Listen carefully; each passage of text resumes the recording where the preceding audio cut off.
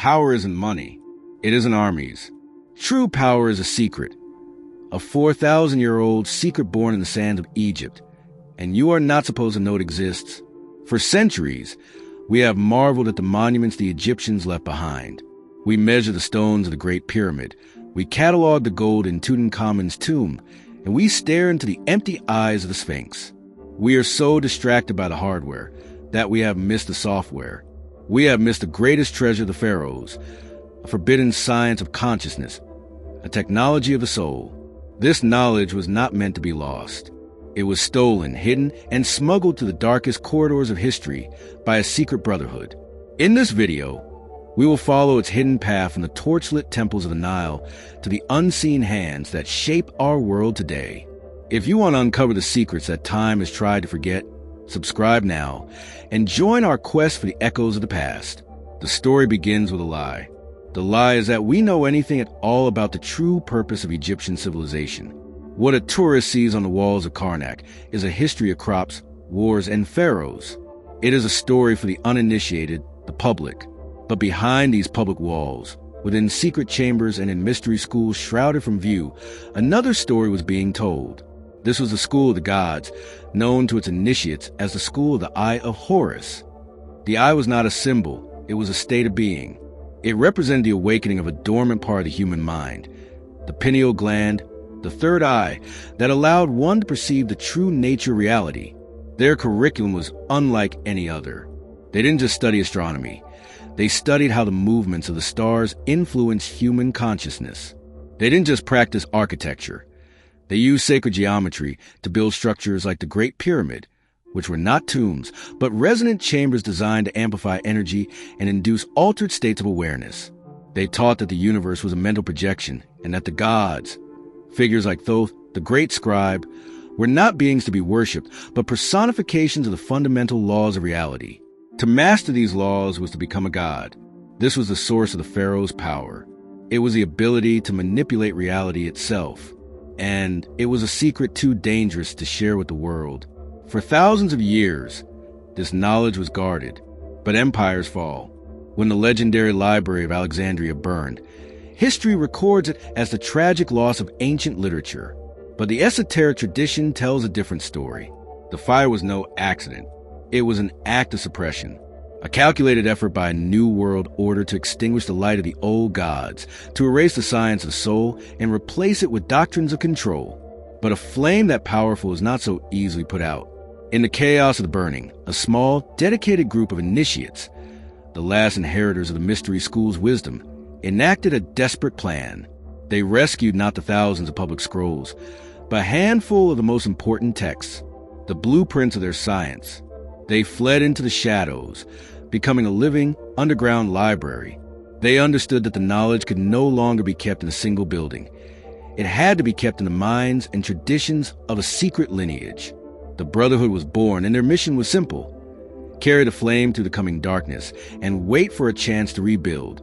For centuries, the Brotherhood remained silent. Its secrets passed from master to apprentice in hidden communities across the fractured Roman world. The flame flickered, but it never died. Its next major resurgence would be in the most unlikely of places, at the heart of the Crusades. We are told the Knights Templar were warrior monks, guardians of the pilgrims. But after they established their headquarters on the Temple Mount in Jerusalem, the very site of Solomon's temple, they began to change. For years, they did little fighting. Instead, they excavated. What did they find in those sacred depths? Not gold or relics, but knowledge. They rediscovered the lost principles of sacred geometry, the Hermetic texts, the ancient science that had traveled underground from Alexandria to the Holy Land. When the Templars returned to Europe, they were no longer just soldiers. They were architects of a new reality. They built the great Gothic cathedrals, resonant structures designed with the same sacred principles as the Egyptian temples. They became the bankers of Europe, not through greed, but through an understanding of energy and influence. And ultimately, they were destroyed for the same reason the Library of Alexandria was burned. Their knowledge had become a threat to the established order. But the lineage did not die with them.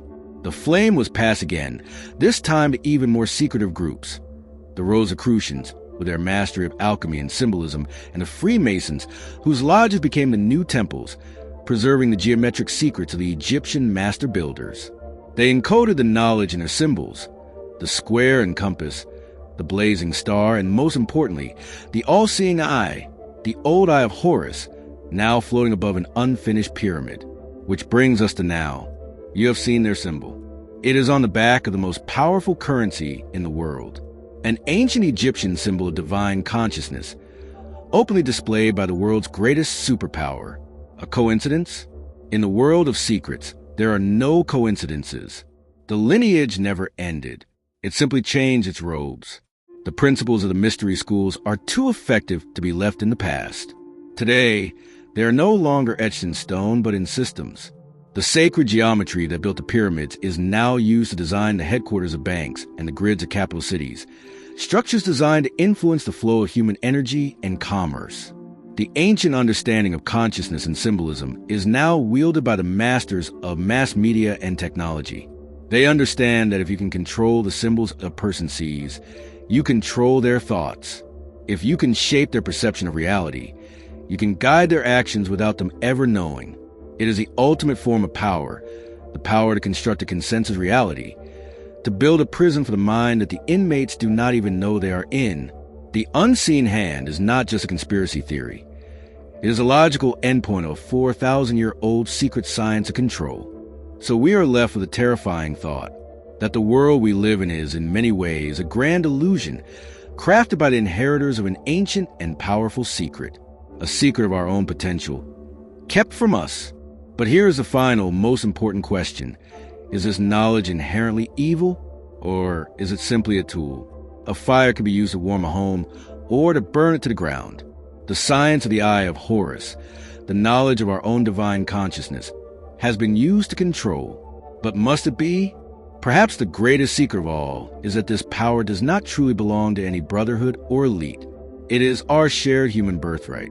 Perhaps the symbols they use are not just tools of control, but also clues left for us to decipher, a map back to the source. The question is, in a world designed to keep us distracted and divided, can we learn to read it? Can we awaken our own eye of Horus and finally reclaim the power that was once ours? The echo of that question is the true secret history of the world. If you found this journey into the shadows enlightening, press the like button and share this video. And to ensure you don't miss our next exploration into the mysteries of the past, subscribe to Ancient Echoes and ring the bell for notifications.